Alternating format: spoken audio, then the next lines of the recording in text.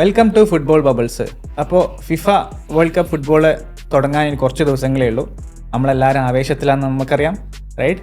പലരും ഇപ്പം പല കളറും മാറ്റി അർജൻറ്റീനയുടെ ജേഴ്സി ഇടുന്നു, ബ്രസീലിൻ്റെ ജേഴ്സി ഇടുന്നു, അതുപോലെ തന്നെ പോർച്ചുഗൽ പോയി ഉണ്ട്, കുറേ പോർച്ചുഗൽ സപ്പോർട്ടേഴ്സ് ഉണ്ട്. അപ്പോൾ എന്തായാലും ഫുട്ബോളിൻ്റെ ആ ഒരു ആവേശം വളരെ കത്തി ജ്വലിച്ച് നിൽക്കുന്ന ഒരു സമയമാണ്. അപ്പോൾ അതുകൊണ്ട് തന്നെ ഇനിയിപ്പോൾ നമ്മളെല്ലാവരും ചിന്തിക്കുന്നതും ഉറക്കത്തിലാണെങ്കിലും അല്ലെങ്കിൽ ജോലിയിലാണെങ്കിലും നമ്മൾ ചിന്തിക്കുന്നത് ഒരേ കാര്യമാണ്: നമ്മുടെ ഫേവറേറ്റ് ടീമുകൾ എന്തായിരിക്കും ചെയ്യാൻ പോവുക?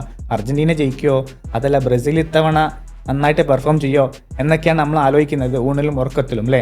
അപ്പോൾ ഈ ഒരു എപ്പിസോഡിൽ നമ്മൾ ചർച്ച ചെയ്യുന്നത് അത് തന്നെയാണ്. നമ്മുടെ ഈ പ്രധാനപ്പെട്ട ടീമുകളെല്ലാം ഭാവി എന്തായിരിക്കും, അവർ എത്രത്തോളം ആയിരിക്കും ഈ വേൾഡ് കപ്പിൽ കളിക്കുക, ആരൊക്കെയായിരിക്കും പെട്ടെന്ന് പുറത്താവുക, ആരൊക്കെയായിരിക്കും കപ്പ് സെമി ഫൈനൽ വരെ എത്താനൊക്കെ ചാൻസ് ഉള്ളത് എന്നാണ് നമ്മൾ നോക്കുന്നത്. അപ്പോൾ ഈ ഒരു എപ്പിസോഡിൽ എൻ്റെ കൂടെയുള്ളത് നിമേഷാണ്. നിമേഷ് എന്ന് പറഞ്ഞാൽ ദുബായിൽ സ്പോർട്സ് ഇവൻറ്റ് മാനേജ്മെൻ്റ് എല്ലാം ഒരുപാട് വർക്ക് ചെയ്യുന്ന ഒരാളാണ്, ഒരുപാട് ഫുട്ബോൾ കാണുന്ന ഒരാളാണ്, ഭയങ്കര ഒരു ബ്രസീൽ സപ്പോർട്ടറൊക്കെയാണ്. എന്നാൽ കൂടിയും അദ്ദേഹം കാര്യങ്ങൾ നോക്കുമ്പോൾ അദ്ദേഹത്തിൻ്റെ രീതിയിലുള്ള ആ ഒരു റിയൽ ആയിട്ടുള്ള കാര്യങ്ങളാണ് നോക്കുന്നത്. അപ്പോൾ Nimesh, welcome to the episode. Welcome, thank you. Exciting ആണല്ലേ? ആവേശം ഫുള്ളാണോ? പിന്നല്ലാതെ, ഇത് വേൾഡ് കപ്പ് അല്ലേ, ഇപ്പൊ ആവേശം വെച്ചാൽ പിന്നെ എപ്പോഴാണ് ഉണ്ടാവുക? ഇതാ നമ്മളെല്ലാവരും ചെറിയ കുട്ടിക്കാലം മുതൽ നമ്മൾ നോക്കി നടക്കണ ഒരു സംഭവമാണത്. അതെ, ബാക്കി ലീഗുകളൊക്കെ ഫോളോ ചെയ്യുന്നതിന് മുമ്പ് നമ്മളുടെ കണ്ണിൽ എപ്പോഴും ബ്രസീലും അർജന്റീനയും പോർച്ചുഗലൊക്കെ ഉണ്ടായിട്ടുള്ളൂ. നല്ലൊരു സമയമാണ്, നമ്മൾ ഏറ്റവും കൂടുതൽ ജേഴ്സി ഇടുന്ന ഒരു സമയമാണ്, ജേഴ്സിയുടെ സമയമാണ്. ഫൈറ്റ് ഉണ്ടായിരിക്കും, കളർ. ചിലപ്പോൾ നമ്മൾ ആൾക്കാരുടെ അടുത്തേക്ക് പൂവന്നെ ഏത് ജേഴ്സി എടുത്തിട്ടുണ്ട് നോക്കിയിട്ടേ നമ്മൾ പൂവന്നെ സംസാരിക്കുള്ളൂ. രണ്ട് ചേരിയായിട്ട് തിരിയുന്നത് അല്ലേ? അർജന്റീന ബ്രസീൽ രണ്ട് സൈഡാണ്. പണ്ട് എനിക്ക് ഓർമ്മ, നമ്മളവിടെ നാട്ടിലൊക്കെ ഭയങ്കര പ്രശ്നം ഉണ്ടായിരുന്നു. എന്തോ ഒരു ചെറിയൊരു തർക്കം കൂടിയിട്ട് നമ്മൾ അവസാനം ബ്രസീലിന്റെ ഫ്ലെക്സ് നമ്മൾ കല്ലെടുത്ത് എറിഞ്ഞ് ആകെ പൊട്ടിച്ച് പ്രശ്നമായി. എന്നിട്ട് നാട്ടിലും വീട്ടിലും പോയിട്ട് ആ തപ്പുമായിരുന്നു, ആരാണ് ഫ്ലെക്സ് പൊട്ടിച്ചത്, കാശ് മേടിക്കണം എന്നൊക്കെ പറഞ്ഞു. അത്രയും സ്ട്രോങ് ആയിട്ടുള്ള, നമ്മളെ ഒരു ഇലക്ഷന് പോലും ഇല്ലാത്തൊരു ആവേശം, ഫയറും ഒക്കെയാണ് നമ്മളെ നാട്ടില്. അല്ല, അത് ഞാൻ നാട്ടിൽ മാത്രമല്ല, ഇവൻ സ്വന്തം വീട്ടിലും കൂടി ചിലപ്പോൾ അങ്ങനെ. ഏട്ടൻ അർജന്റീന ഫാനായിരിക്കും, അനിയൻ ബ്രസീൽ ഫാനായിരിക്കും, പിന്നെ അവരുടെ ഇടയിലത്തെ അപ്പോൾ അതൊക്കെ നോക്കുമ്പോൾ this is A very exciting time. Because ഈ വർഷത്തെ വേൾഡ് കപ്പ് ഒരേ ഒരു പ്രോബ്ലം എന്താണെന്ന് വെച്ചാൽ ടൈമിങ്. ഉറക്കം പോവും, അത്ര രാവിലെ 5 മണിക്ക് 6 മണിയാകുമ്പോൾ കളി ഉണ്ടല്ലേ? ഒരേ ഒരു ഇതുള്ളൂ. അല്ല, പണ്ട് നമ്മുടെ പഴയ വേൾഡ് കപ്പ് പിന്നെ 11 മണിക്കും ഉച്ചയ്ക്കും രാത്രി നട്ടപ്പാതിരക്കൊക്കെ കളി ഉണ്ടായിരുന്നു. അതൊക്കെ നമ്മള് ഉറക്കൊഴിച്ച് നമ്മള് ക്ലബിലൊക്കെ പോയിട്ട് ഒരുമിച്ച് കാണുന്നേ. വീട്ടിൽ നിന്ന് രാത്രി ഇറങ്ങുമ്പോഴേ ഉമ്മ വയ്ക്കും, എങ്ങട്ടാടാ? ഉമ്മ വേൾഡ് കപ്പ് അല്ലേ, അപ്പൊ പോട്ടെ, പെട്ടെന്ന് വാന്ന് പറയും. വേൾഡ് കപ്പിന് മാത്രം നമുക്ക് പെർമിഷൻ ഉണ്ട് രാത്രി, അതും എപ്പോഴാ 2 മണിയുടെ കളിയാണ്. വീട്ടിൽ നിന്ന് നട്ടപ്പാതിരയ്ക്ക് 12:30 1 മണിയാകുമ്പോൾ നമ്മൾ എല്ലാം ഇറങ്ങും. അതെ, ബട്ട് അത് എല്ലാവരും ഇങ്ങനെ ഗ്രൂപ്പിലിരുന്ന് കാണുമ്പോഴാണ് അതിന്റെ രസമുള്ളത്. ഇതിങ്ങനെ ഒറ്റയ്ക്കൊറ്റയ്ക്ക് നമ്മള് ഈ ഹാഫ് ടൈം ഒക്കെ ആകുമ്പോൾ നമ്മള് നല്ല കട്ടൻ ചായ ഒക്കെ ഉണ്ടാക്കും, പിന്നെ ബ്രെഡ് ഒക്കെ ഒന്ന് ചൂടാക്കി ഓംലെറ്റ് ഒക്കെ ഉണ്ടാക്കിയിട്ടൊക്കെ അടിച്ച് ടാക്ടിക്സ് ഡിസ്പ്ലേ നമ്മളവിടെ സംസാരിക്കും, തെറ്റിയതോ അത് ശരിയാക്കി. പിന്നെ കുറെ പേര് ഇത് പറയും, വന്നിട്ട് നമ്മളെ ഭീഷണിപ്പെടുത്തും, അർജന്റീന നാളെ തോക്കാൻ അല്ല, ഇത്രയും കാലം അങ്ങനെ തന്നെയാണ്. ബ്രസീലുകാർ വന്നിട്ട് പറയും, നാളെ ഈ ക്വാർട്ടർ ഫൈനൽ തോറ്റു വിട്ടോ, അർജന്റീന തോൽക്കു വിട്ടോ, ഒരു കളിയില്ല, അധികം നിൽക്കണ്ട, പെട്ടെന്ന് വേണമെങ്കിൽ മഞ്ഞക്കുപ്പായം തരാം എന്നൊക്കെ പറഞ്ഞ് മാറ്റിക്കോ, പാർട്ടി മാറ്റിക്കോ, അതെ ഒക്കെ പറയുന്നതാണ്. അവസാനം എന്നാൽ 2022 അർജന്റീന ജയിച്ചു. അത് വലിയൊരു കാര്യമാണ്. മെസ്സി എന്തായാലും നമ്മൾക്ക്. അപ്പോൾ എന്തായാലും നമുക്ക് കാര്യത്തിൽ കിടക്കാം അല്ലേ? അപ്പോൾ ഈ ഒരു എപ്പിസോഡിൽ നമുക്ക് ഈ നമ്മുടെ പ്രധാനപ്പെട്ട ടീമുകളെ കുറിച്ചൊന്ന് ചർച്ച ചെയ്യാം. അത് മതി. ഐ തിങ്ക് നമുക്ക് ഏറ്റവും സ്റ്റാർട്ട് ചെയ്യുന്നത് ബ്രസീലിനെ കുറിച്ച് തന്നെ തുടങ്ങാം. ഞാൻ ബ്രസീലിനെ സപ്പോർട്ട് ചെയ്യേണ്ട വെച്ചാലും ഞാൻ പറയാച്ചാ ഈ കൊല്ലം അതൊരു ഹൈപ്പാണ്. എന്താ വെച്ചാൽ അല്ല, അത് എല്ലാ കൊല്ലവും ഹൈപ്പല്ലേ? അല്ല, ഈ കൊല്ലം ശരിക്കുള്ള ഹൈപ്പാണ്. കാരണം എന്താ വെച്ചാൽ കോച്ച് മുതൽ തന്നെ അത് തുടങ്ങണം. ആൻസലോട്ടി ഫസ്റ്റ് പറഞ്ഞു നല്ല 100% ഫിറ്റ് ആയിട്ട് ആൾക്കാരനെ ഞാൻ എടുക്കുള്ളൂ എന്ന് പറഞ്ഞു. അപ്പോൾ എനിക്ക് തോന്നി ഓക്കെ, നല്ലതാണ്. ബിക്കോസ് പെർഫോം ചെയ്യണവരും ഫിറ്റ് ആയിട്ടുള്ളവരും, ബിക്കോസ് ഇത് ഓടണം. ഇത് നമ്മൾ കളിക്കാൻ പോകുന്നത് അമേരിക്കയിലാണ്, സമ്മർ ടൈം, നല്ല വെയിലും ചൂടും ഒക്കെ ഉണ്ടായിരിക്കും. അതിൻ്റെ ചില ഗെയിംസ് ഒക്കെ മയാമിയിലൊക്കെയാണ്, അവിടെ ഹ്യൂമിഡിറ്റിയും കൂടി ഉണ്ട്. അപ്പോൾ നമ്മൾക്ക് ശരിക്കും ഫിറ്റ് ആയിട്ടുള്ള ആൾക്കാരനാണ്. ആളത് പറഞ്ഞു. ബട്ട് ഇപ്പം എന്താ ആൾ ചെയ്തേ? 34 വയസ്സായിട്ടുള്ള നെയ്മറിനെ ഇഞ്ചുറി ആയിട്ട് ആള് പോയിട്ട് സെലക്ട് ചെയ്തു. ഇത് എനിക്ക് തോന്നിയത് ആളുടെ ഒരു സേഫ് ഗെയിം, പൊളിറ്റിക്കൽ ഗെയിം കളിച്ചതാണ്. ഞാൻ ചെയ്യാളതൊക്കെ ചെയ്തു, പിന്നെ തോറ്റുച്ച കുഴപ്പമില്ലല്ലോ എന്നുള്ള ഒരു കാണിക്കലാണ് ആൾ കാണിച്ചത്. ഹലോ, ബാഴ്സലോണ പൗളീഞ്ഞോനെ മറ്റേ ചൈന ക്ലബ് എന്ന് കൊണ്ടുവന്ന പോലെ ഒന്നും അല്ലല്ലോ, നെയ്മർ അല്ലേ? ബട്ട് നെയ്മർ ഒരു നെയ്മർ അല്ല, നെയ്മർ ബട്ട് പലീനിയുടെ പോലെ ഒരു സബ്സ്റ്റിറ്റ്യൂട്ട് ആയിട്ടല്ലോ കളിക്കാൻ പോണേ. He's the main star. ബാക്കിയുള്ളവരും അയാളുടെ അണ്ടർ സൈഡിൽ കളിക്കാൻ ആണല്ലോ ആൾ എടുത്തിട്ടുള്ളത്, ആ ഒരു ഫോക്കൽ പോയിന്റ്. ബട്ട് ആ ഫോക്കൽ പോയിന്റിന് ഇഞ്ചുർഡ് ആണ്, ലിംബിങ് ആണ്, ക്രച്ചസിന്റെ മുള്ള നടക്കണച്ച പിന്നെ എന്താ അവിടെ ഉണ്ടാവുക? എല്ലാവരും അതെല്ലാം നോക്കുക.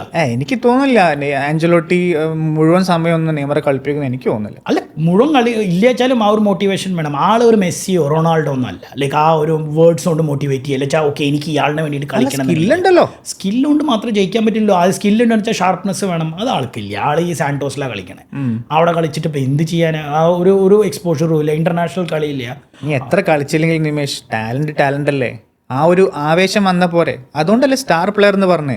ഏതൊരു സമയത്തും നമുക്ക് ഇപ്പോൾ ചില പ്ലേയേഴ്സിനൊന്നും അത്ര എന്താ പറയുക എക്സസൈസും അല്ലെങ്കിൽ ട്രെയിനിങ്ങിൻ്റെ ഒന്നും ആവശ്യമില്ലല്ലോ. ഇപ്പോൾ മെസ്സിനെ നോക്കൂ, മെസ്സി മറ്റേ ചാമ്പ്യൻസ് ലീഗ് ഫൈനലിന് മുന്നേ അന്നുണ്ടായിരുന്നു ചുമ്മാ പിസ്സ കഴിച്ച് വന്നിട്ട് ഇങ്ങനെ വന്നിട്ടാണ് ചാമ്പ്യൻസ് ലീഗ് ഫൈനൽ കളിച്ച് അന്ന് MSN സമയത്ത് എടുത്ത്. അന്ന് മെസ്സി എന്ന് പറഞ്ഞാൽ എത്രയും ഫിറ്റും അത്രയും ഇത് കാര്യങ്ങളാണ്. ഞാൻ പറയുന്നത് വെച്ചാൽ ചില നിമിഷങ്ങൾ അതുപോലെ തന്നെ പണ്ട് മറഡോണ റിട്ടയർമെൻറ്റ് മാച്ചിന് എത്രയോ കാലങ്ങൾക്ക് ശേഷം മറഡോണ റിട്ടയർമെൻറ്റ് മാച്ച് കളിച്ച് അന്ന് വന്നിട്ട് ഡ്രിബിൾ ചെയ്ത് കാണണം, ആ ഒരു അത്ര വലിയ വയറും വെച്ചിട്ട്. ബട്ട് അന്നത്തെ ക്വാളിറ്റി അല്ല ഇപ്പോൾ, അന്നത്തെ ഓപ്പോസിഷൻ അല്ല ഇപ്പോൾ. ഇന്ന് ഫിസിക്കലി ഡിമാൻഡിങ് ഗെയിമാണ്. ബാക്കിയുള്ളവർ അന്ന് വീഡിയോ ഇല്ല, ആർക്കും സ്റ്റഡി ചെയ്യാൻ പറ്റില്ല. ഇപ്പം അതൊന്നും അല്ലല്ലോ, എല്ലാവർക്കും അറിയാം. ഏതെങ്കിലും കോർണറിൽ ആരെങ്കിലും കളിക്കുകയാണെന്ന് വെച്ചാൽ ആളുടെ വീഡിയോ ഉണ്ട്, ആളുടെ എന്താണ് വീക്ക്നെസ്, ആളുടെ എന്താണ് സ്ട്രെങ്ത്, ഇത് ഞാൻ പറയില്ല, ഇത് എക്സ്പോസ് ആവും. അതിൻ്റെ ഇവിടെ ആക്ച്വലി ആൻസലോട്ടി എന്താ ചെയ്യണമെന്ന് വെച്ചാൽ എൻ്റെ ജോലി പോകാൻ പാടില്ല. അപ്പോൾ എന്താണ് ചെയ്തത്? നെയ്മറിനെ എടുത്തു, ഇഞ്ചുറി ആയി, കളിക്കാൻ പറ്റിയില്ല വെച്ചാൽ ആൾക്ക് പറയാമല്ലോ, oh sorry I can't do it because അവൻ എന്തായാലും ഇഞ്ചുറി ആയി, എൻ്റെ പ്ലാനൊക്കെ ഇതായി. ഇപ്പോൾ ഫോർ എക്സാമ്പിൾ വാമപ്പ് കളിക്കണില്ല, ആ ഒരു ടീം കെമിസ്ട്രി ഉണ്ടാവില്ല. ബിക്കോസ് എല്ലാവരും എല്ലാ ലീഗിൽ കളിച്ചിട്ടല്ലേ വരണേ. അപ്പോൾ ആ ഒരു കെമിസ്ട്രി തിരിച്ചുണ്ടാക്കണ്ടേ? ഇത് ഇന്റർനാഷണൽ പറഞ്ഞ പോലെ ഇടയ്ക്കിടയ്ക്ക് കളിച്ചുകൊണ്ട് ആ ഒരു ഇതൊന്നും വരില്ല. അപ്പോൾ അത് ചെയ്യണം, അത് ആൾക്ക് ചെയ്യാൻ പറ്റില്ല. അവിടെ ഫോം അല്ല വെച്ചാൽ യങ് ആൾക്കാരുണ്ട്. ജാവോ പെഡ്രോ ഉണ്ടായിരുന്നു, ചെൽസിയിലാണ്. ചെൽസിക്ക് നല്ല സീസൺ അല്ല വെച്ചാലും ഹീ ഡെലിവേർഡ്. അപ്പോൾ ആളിനെ അത് വേണ്ട, ഇനി ഡെലിവറി ചെയ്തിട്ടില്ല വെച്ചാൽ അത് ഫോർ ദ ഫ്യൂച്ചർ അല്ലേ കൊണ്ടുവരിക. അപ്പോൾ ആൾ ആ സെറ്റപ്പ് ഒന്ന് കാണും, ഇത് എങ്ങനെയാണ് കളിക്കുക കാണും. അത് അവിടുന്ന് പിന്നെ പോയാൽ പോരെ. ബിക്കോസ് ഈ വർഷം എനിക്ക് തോന്നുന്നു ബ്രസീലിന് പ്രശ്നം എന്താ വെച്ചാൽ ഔട്ട്പുട്ട് ഉണ്ടാവില്ല. ചിലപ്പോൾ ഡിഫൻസ് ഓക്കെ ആയിരിക്കും, മാർക്കിനിയോസ്, ഗേബ്രിയൽ ഇവരൊക്കെ ഉണ്ട്. അപ്പോൾ അവർ ആ ഡിഫൻസീവ് യൂണിറ്റ് നന്നായിരിക്കും. ബട്ട് അതുകൊണ്ട് മാത്രം വേൾഡ് കപ്പ് ജയിക്കാൻ പറ്റില്ലല്ലോ. ബിക്കോസ് നോക്കൗട്ടിൽ വന്നു കഴിഞ്ഞാൽ ഗോൾ അടിക്കണം. നീ ആലോചിച്ച് നോക്ക്, വേൾഡ് കപ്പാണ്, ഒരുപാട് സ്ട്രോങ് ടീമുകളുണ്ട്.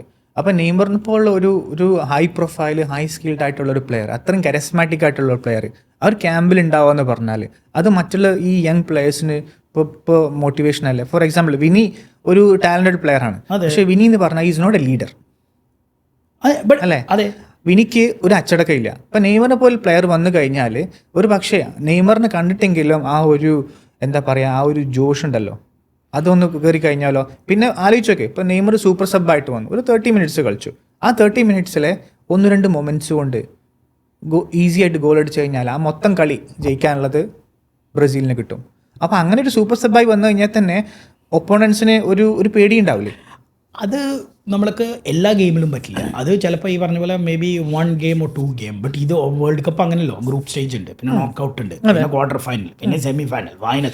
അതൊക്കെ എത്തുമ്പോഴേക്കൊക്കെ ആളുടെ ഇത് പോവും, എന്താ പറയുക, ജ്യൂസ് പോവും. അതാണ് ഉണ്ടാവാൻ പോകുന്നത്. അല്ല, ഞാൻ ആലോചിക്കുന്നുണ്ട് അറിയോ, ചിലപ്പോൾ ഒരു പക്ഷേ ആൻസലോട്ടി ഫസ്റ്റ് റൗണ്ടിലും റൗണ്ട് ഓഫ് 16 കളിപ്പിക്കും തോന്നില്ല നെയ്മറിനെ. ഫസ്റ്റ് അവിടുന്ന് കയറണ്ടേ? അല്ല, നെയ്മർ കളിച്ചില്ലെങ്കിൽ കയറൂലേ ബ്രസീൽ? അല്ല, ബട്ട് അവിടെ അപ്പോൾ ഫുൾ പ്രഷർ ഈ മറ്റേ നമ്മൾ പറയണ പോലെ വിനീഷ്യസിൻ്റെ മുകളിലായിരിക്കും. അപ്പോൾ ആൾ ഫുൾ ഡെലിവറി, ഇനി ആൾ ഡെലിവറി ചെയ്തിട്ടില്ല വെച്ചാൽ അപ്പോൾ എല്ലാവരും പറയും ഓക്കെ വിനീഷ്യസ് ഞാൻ ഇതിൽ അഗ്രി ചെയ്യില്ല ടു വാട്ട് യു സെഡ് കി വിനീഷ്യസ് നെയ്മറിൻ്റെ പോലെ ലീഡറായിട്ട് നോക്കുന്നു. ബിക്കോസ് നെയ്മറും ഞാൻ എൻ്റെ കണക്ക് പ്രകാരം he is another Vinicius. That is ഒരു സോളോ വെച്ചാൽ ഞാൻ എന്താ പറയുക, he has lot of charisma for sure, he has lot of talent. But ആൾ ഒരു ലീഡർ അല്ല. ഇപ്പം നമ്മൾ ഓപ്പോസിറ്റ് സൈഡിലൊന്ന് കമ്പാരിസൺ അങ്ങനെ തന്നെ നടത്താം ഇവിടുന്ന് തന്നെ. That is Portugal. ഓക്കെ, പോർച്ചുഗലിനെ നമ്മൾ കാര്യം നോക്കുകയാണ് വെച്ചാൽ അവിടെ റൊണാൾഡോ ഉണ്ട്, റൊണാൾഡോനും വയസ്സായി if you are looking into. But ആള് കൺസിസ്റ്റൻ്റ്ലി ഇപ്പോഴും ഡെലിവറി ചെയ്തുകൊണ്ടിരിക്കുകയാണ്. ഓക്കെ, സൗദി ലീഗിലായിക്കോട്ടെ എവിടെ വെച്ചായിക്കോട്ടെ, ഇത്ര ഗോൾ സ്കോറിങ് ആൾ ചെയ്ത് കഴിഞ്ഞാൽ ആളിപ്പോഴും ഫിറ്റാണ്, ആൾക്ക് ഒരു ഇഞ്ചുറിയും ഇല്ല. അപ്പോൾ അവിടെ ആൾ മോട്ടിവേഷൻ നടത്തുന്നതും നെയ്മർ നടത്തുന്നതിലും വ്യത്യാസമുണ്ട്. പക്ഷെ സൗദി ഗോളൊക്കെ കമ്പയർ ചെയ്യാൻ പറ്റുമോ? സൗദി ഗോൾ തന്നെ ഇപ്പോൾ എനിക്ക് തോന്നുന്നു ഇപ്പോൾ ഒരു അത്യാവശ്യം ഒരു ടോപ്പ് ലെവൽ പ്ലെയറിന് സൗദി ലീഗിൽ ഈസി ആയിട്ട് ഗോൾ അടിക്കാൻ അല്ല അടിക്കായിരിക്കാം. ബട്ട് അവിടെ വ്യത്യാസം എന്താണെന്ന് വെച്ചാൽ ആൾ ഫുൾ ഡേ എല്ലാ വീക്ക് ചെയ്തുകൊണ്ടിരിക്കുകയാണ്. എന്തായാലും Saudi league is better than Santos right. അവിടെ എന്തായാലും. അതറിയാൻ പറ്റില്ല, ലാറ്റിൻ അമേരിക്കൻ എന്നാണ് എല്ലാ ടാലൻസും വരുന്നത്. അല്ല ടാലൻസ് വരും, ബട്ട് ഞാൻ പറയുന്നത് ലൈക്ക് അവിടെ നല്ലൊരു ഡിഫൻഡേഴ്സും നല്ലൊരു ടീമും ഉണ്ടാവില്ല എന്നാണ്. ഉണ്ടാവില്ല, ബിക്കോസ് നമ്മൾ സൗത്ത് അമേരിക്കൻ ഗെയിംസ് എപ്പോഴും ഹൈ സ്കോറിംഗ് ഗെയിംസ് ആണ്. നമ്മൾ കോപ്പ കാണാറില്ലേ, ഏതെങ്കിലും ഒരു ഗെയിം 1-0 എവിടെയെങ്കിലൊക്കെ തീരാറുണ്ട്. സീരീസ് അല്ലല്ലോ അത്. അല്ല വേണ്ട, ബട്ട് സൗദി അങ്ങനെയല്ലല്ലോ. സൗദി ഒരു മിക്സഡ് ആണ്, അവിടെ ഡിഫറെന്റ് ടൈപ്സ് ഓഫ് ഇതുണ്ട്, എല്ലാവരും ഉണ്ട്. അവരുടെ ഇടയിൽ കളിക്കണ. പിന്നെ വേറെ ഒന്നും ഞാൻ പറയാം, സൗദിയിൽ അൽ ഹിലാലും ഇവരും അല്ലാണ്ട് പിന്നെ അൽ നാസറും അല്ലാണ്ട് വേറെ ഏത് ടീമാണ് സ്ട്രോങ് ആയിട്ടുള്ളത്? വേറെ ആരും ഇല്ലല്ലോ. അപ്പോൾ പിന്നെ എങ്ങനെയാണ് ഇപ്പോൾ അൽ ദമാക്കിനെ കുറിച്ച് എഗെയിൻസ്റ്റ് ഒക്കെ കളിക്കുമ്പോൾ ഇത്ര വലിയ ഒരു നോർമൽ ഡിഫൻസ്, നമ്മളെ നാട്ടിൽ കളിക്കുന്ന ആ ഒരു സെറ്റപ്പ് 7 ടീമിന്റെ സെറ്റപ്പ് ഉള്ള ഒരു ടീം ഒരു ഡിഫൻസ് കളിക്കുന്നു, അതിൽ അടിച്ചുകൂടെ? അല്ലല്ല, ഡിഫൻസിന്ന് ഗോൾ അടിക്കാൻ ഇപ്പോൾ ഒരു ടീം ലോ ബ്ലോക്ക് ചെയ്ത് നടക്കുമ്പോൾ അവരുടെ അഗെയിൻസ്റ്റ് ഒരു ഗോൾ അടിക്കാന്ന് പറഞ്ഞതിന്റെ വെച്ചാൽ അതാണ് ഡിഫിക്കൾട്ട്. നമ്മൾ ഈ പറഞ്ഞ പോലെ എല്ലാവരും ബ്രസീലിന്റെ അടുത്ത് വെച്ചാൽ ഫുൾ ബാക്കും കൂടിയും പോയിട്ട് ഫോർവേഡിൽ കളിക്കും. ഓക്കെ, അപ്പം എല്ലാവരും അറ്റാക്ക് ചെയ്യുമ്പോൾ പിന്നെ അത് പറ്റില്ല. അല്ല എങ്ങനെയാണെങ്കിൽ ഇപ്പോൾ ഏതായാലും കണ്ടറിയാം. കാരണം എൻ്റെ അഭിപ്രായത്തിൽ കഴിഞ്ഞ 2 വേൾഡ് കപ്പിൽ ക്രൊയേഷ്യ കളിച്ചത് വലിയ ടീമൊന്നുമില്ല, പക്ഷെ അവർ ഒരു വർഷം കഴിഞ്ഞ ഐ തിങ്ക് ഫ്രാൻസ് ജയിച്ച കപ്പിൽ ഫൈനലെത്തി. പിന്നെ കഴിഞ്ഞ വർഷം അത്യാവശ്യം നന്നായിട്ട് സെമി ഫൈനലാണ് തോറ്റത്. റൈറ്റ്, അവരിപ്പം വയസ്സനായിക്കൂടി, എന്നാലും കൂടി ഞാൻ പറയുന്നത് ഒരു ചെറിയ ടീമിനെ ഈസി ആയിട്ട് ഒരു ടീമായിട്ട് കളിച്ചാലും മുന്നേറാവുന്നതാണ് ഈ വേൾഡ് കപ്പ് എന്ന് പറയുന്നത്. ചെറിയ ടീമിന് അപ്പോൾ പിന്നെ ഇപ്പോൾ ഫോർ എക്സാമ്പിൾ ഇപ്പോൾ ആഞ്ചലോട്ടി എന്ന് പറയാൻ നല്ലൊരു മാനേജറാണ്, നമ്മൾ റയൽ മാഡ്രിഡിൽ കണ്ടതാണ്. അതെ, എത്രത്തോളം ഇത്രയും സ്റ്റാർസ് ഉള്ള ഒരു മാഡ്രിഡ് ടീമിനെ എങ്ങനെയാണ് ആഞ്ചലോട്ടി നന്നായിട്ട് കളിച്ചത് നമ്മൾ കണ്ടതാണ്. അപ്പോൾ അതുപോലെ ഈ ഒരു ഈഗോ ഒന്ന് മിക്സ് ചെയ്ത് കഴിഞ്ഞാൽ ഒരു പക്ഷേ ബ്രസീലിനെ ആ ഒരു എഞ്ചിൻ ഓൺ ആക്കാൻ പറ്റും എന്നാണ് എൻ്റെ അഭിപ്രായം. ബട്ട് ആരും ഇഞ്ചുറി ഇല്ലല്ലോ.